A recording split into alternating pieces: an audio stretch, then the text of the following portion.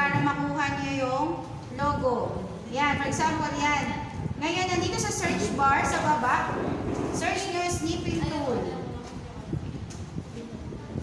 Yan, then click new. Automatic, ida-drag nyo lang to para...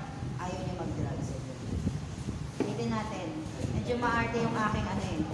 Yan. Dito pa rin natin.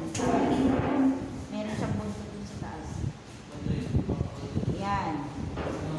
Ay, pagka-snipping tool, save. I-save nyo kahit saan yung gustong i-save, basta yung makikita nyo agad. Pagpalagay na sa desktop, save. O, ngayon ilalagay sa ano, sa Corel.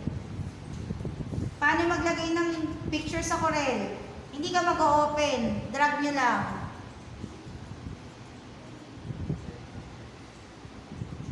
Medyo mabagal talaga yung laptop ko kasi ang dami nila.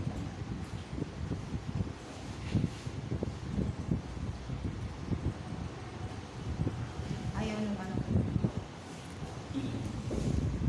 Ah. Ayun. Lagi dapat naka-RGB pagdating sa logo ha, hindi magsi-CMYK.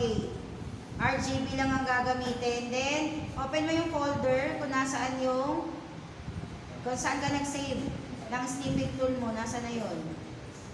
Sa desktop. Hindi, desktop natin.